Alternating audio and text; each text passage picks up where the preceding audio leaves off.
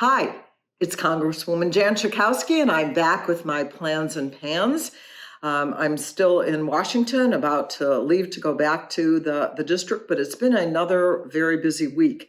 Just less than an hour ago, the House of Representatives passed the Marijuana Opportunity Reinvestment and Expungement Act, MORE. Those letters stand for, are in the word MORE, that will do a couple of really important things. You know that right now, most states have already legalized, in one form or another, marijuana, and yet there are a number of people who have been found guilty of minor crimes dealing with marijuana, and there will be an opportunity to expunge the records of those people, and also to just simply decriminalize marijuana.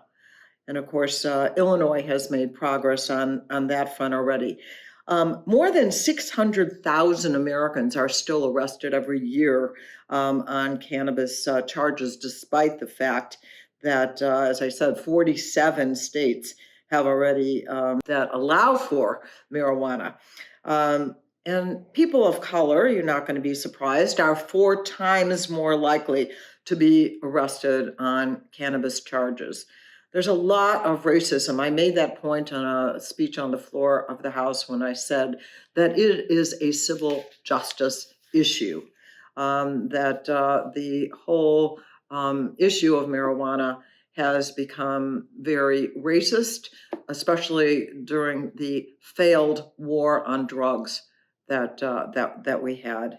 And so this is a timely vote on this legislation, and let's hope that the Senate will also pass it. The House of Representatives also passed the Affordable Insulin Now Act that will cap, at least for some Americans, the out-of-pocket cost for a 1-month supply of insulin at $35. So that is certainly a significant amount, but we know that the people who are going to be covered are people who have health insurance, those who are covered by Medicare and Medicaid, which is certainly not everybody, and people who have no insurance, unfortunately, are not going to be able to get that low cost price. So still, because there are so many Americans that have diabetes and require insulin, this is going to be a great beginning. I guess the thing that really irritates me the most is that while the federal government will help reduce the price to $35 for 1 month, the pharmaceutical companies don't have to do really anything to reduce that price. And what we see is it costs about $10 per vial for the manufacturers to make insulin, which is a drug that's been on the market for like 100 years. There's nothing new really about it. And yet Big Pharma can charge pretty much what they want and do, 30 times as much. I mean, it's, really unconscionable. But still, there's a lot of work to do, but this should help many of you, I hope. And then we can move to include the uninsured and to make the pharmaceutical companies negotiate for lower drug prices. That's our goal. 1 in 4 Americans who rely on insulin have either cut back or stopped using insulin.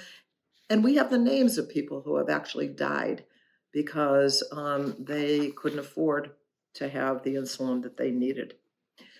We had a budget hearing. I'm on the budget committee, and the President of the United States, Joe Biden, introduced a budget that lives up to his promise of building an economy from the middle out and the bottom up, and to ask the wealthiest Americans to pay their fair share.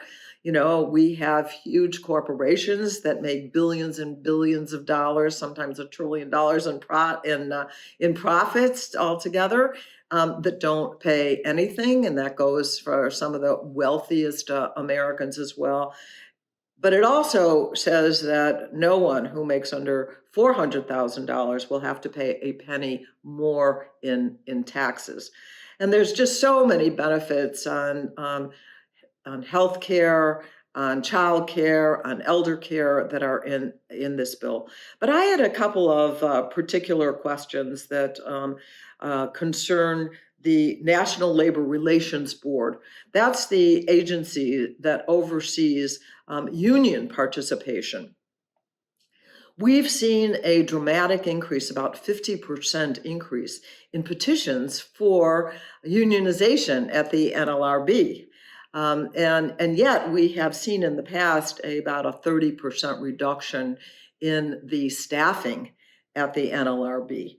So one of the things I was asking about at this hearing was, is there going to be more money? And the answer is yes, there will be more funding for the National Labor Relations Board. I hope it's enough to meet what I am thrilled about is the growing demand for people to form labor union. As you know, I am a monthly dues paying member of my union.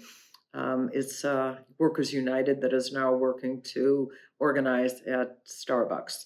The other question that I had was about the 2020 tax returns that some of you who are calling my district office, I don't blame you, and saying that the problems, including sometimes it's the refunds, have not come through yet. So I asked about, is there going to be sufficient staffing at the Internal Revenue Service? And there is going to be an increase, and I'm hoping that we're going to get that backlog down as soon as possible. Feel free to let us know if you're among those that are still having a problem with your 2020 returns, and we'll do everything that we can to move that along. I also wanted to let you know about the taxpayer assistance centers that are there. Tax day, is now April 18th. But you may not have known that the IRS does have under its taxpayer advocacy service actual centers that you can go to. In the city of Chicago, it is in downtown Chicago at 230 North Dearborn is where you can go, and they're open during the week.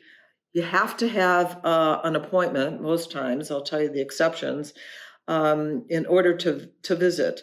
But there are two open houses, as they call it, on Saturdays, on 2 Saturdays. That's going to be on April 9th and May 14th from 9 a.m. to 4 p.m. And I'm going to have, if you look in on my website, and we'll have a list of the various questions that you may want to ask, the services that are provided. So please do take advantage of the assistance centers. I'm also a member of the subcommittee on environment and climate change, and was at a hearing about clean water, which of course we're all so concerned about and make sure that we have. But did you know that the state of Illinois has the single largest number of lead service lines in the country? Over 650,000 of them around the state. And the infrastructure bill put about $15 billion. The president had originally said we want $45 billion. The rest of that was in Build Back Better, and we're still hoping that we're going to get more for repairing lead service lines, getting rid of the lead, which of course is so dangerous, particularly to children, and particularly when it comes to cognitive issues for kids, brain issues.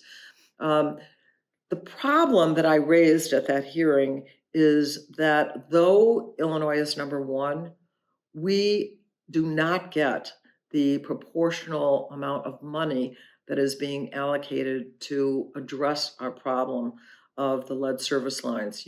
School drinking fountains have been shut down. Communities across my district, and certainly across the city and the rest of the state, they are really prevalent. You may want to inquire with your municipality about that, and maybe even try and get an estimate of whether or not it's in your service lines, the lines that come directly to your house that carry the water. But there will be a reevaluation of the distribution of the money, but we're going to push as hard as we can to get more for the state of Illinois. We definitely need it, and given the preponderance of these lead service lines, we definitely do. We definitely do need it. So I love when I see the tourists in the Capitol building.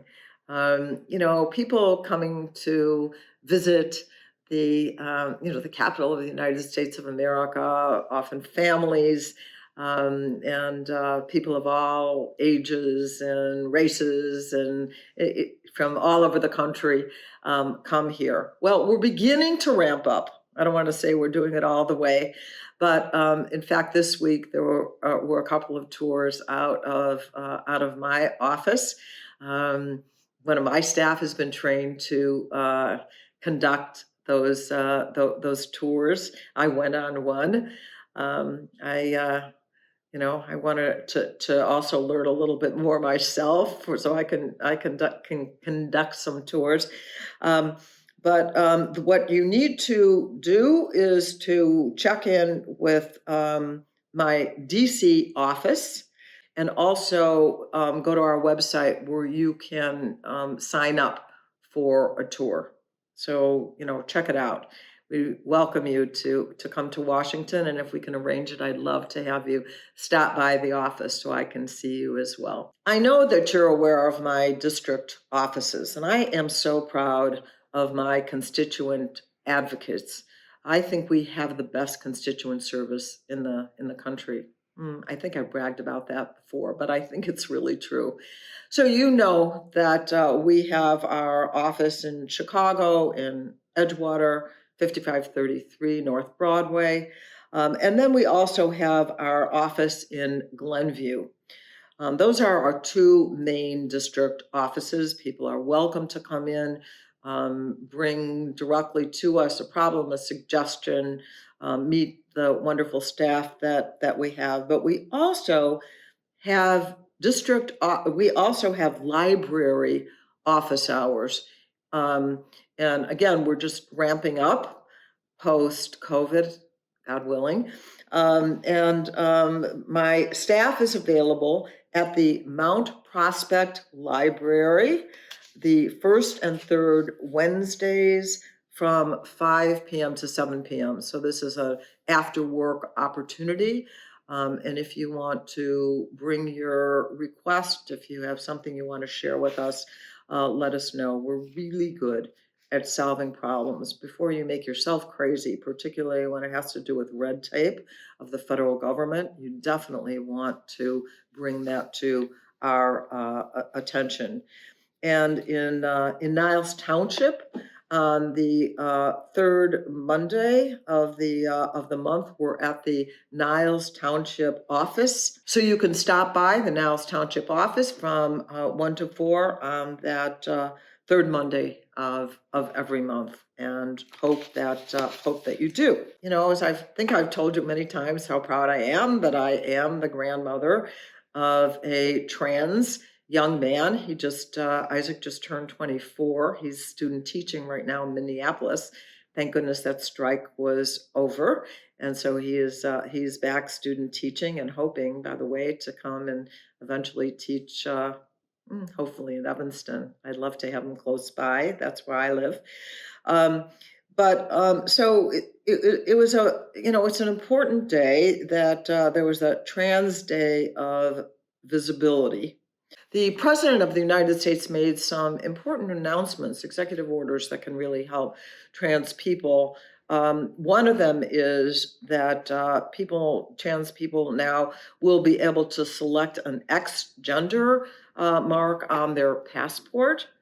The TSA is going to upgrade their body scanning software at the airports now to not be gender-based, which sometimes causes these kinds of false alarms and embarrassment, et cetera, et cetera.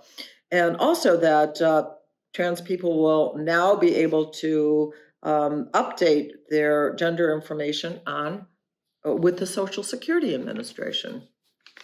All in the name of equality. Happy about that. I wanted to really encourage you, if you are not subscribing to my newsletter, please do that. I'll tell you why, because of the primary elections that are coming out, there will be a blackout period, and the only people that I'll be able to send emails to are people who are now registered and subscribe to my newsletter. So definitely, I would love to see you go to schakowsky.house.gov/one altogether e-newsletter, so that you don't even miss a few weeks, because that would be the consequence. So coronavirus update. I think the big one is that people over 50 are encouraged now to get, if you've had a booster shot, to get another one. And that's what I did just a little bit earlier today. I was able to go to the attending physician's office and get it, but I know that my husband is going to be able to get one tomorrow at one of the pharmacies. So check it out.